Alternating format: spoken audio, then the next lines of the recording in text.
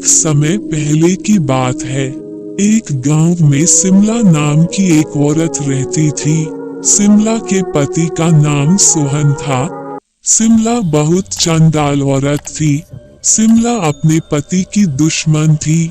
वह धोखे से सोहन को मारने के लिए रोजाना नए नए तरीके अपनाती थी, परंतु सोहन किसी तरह से बच जाता था। एक दिन सिमला रात में सोहन को मारने के लिए उसके कमरे में गई। सोहन सो रहा था। सिमला उसके ऊपर नुकीले चाकू से हमला करने ही वाली थी कि सोहन उठ गया और बोला, अरे तुम यहाँ इतनी रात में, सब ठीक तो है ना? सिमला ने फिर से कोई बहाना बनाकर वहां से चली गई। अब वह बैठकर सोचने लगी कि आज फिर से ये मेरे हाथों से बच गया। अब सिमला के मन में एक ख्याल आया कि क्यों न सोहन को मारने के लिए किसी चुड़ैल या भूत उसके पीछे छोड़ दिया जाए। अब सिमला अगले दिन रात में एक तांत्रिक के पास गई। तांत्रिक तपस्या कर रहा था। सिमला ने उस तांत्रिक को आवाज दी।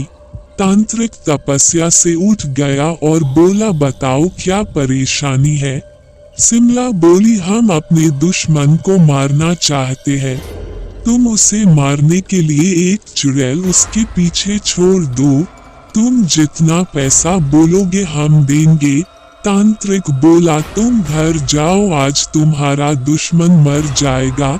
तांत्रिक ने सिमला के साथ एक चुड़ैल को भेज दिया। वो चुड़ैल सिमला के साथ उसके घर पर आकर ये देखकर हैरान हो गई कि सिमला अपने पति को ही मारना चाहती है। फिर वह चुड़ैल बिना कोई नुकसान के वापस तांत्रिक के पास आकर कहने लगी कि सिमला जिसे मारना चाहती है वो उसका पति है। तांत्रिक ने ये सुनकर बहुत गुस्सा हुआ और सिमला को तुरंत बुलाने को उस चुड़ैल को भेजा। वो चुड़ैल सिमला को बुला के लेकर आई। तांत्रिक सिमला पर बहुत गुस्सा हुआ और बोला, तू अपने पति को ही मारना चाहती है, अब तू मेरे हाथों से मरेगी। तांत्रिक ने सिमला को वही मार दिया। असल में तांत्रिक और सोहन एक अच्छे दोस्त थे। तांत्रिक छुपकर सोहन की रक्षा करता था।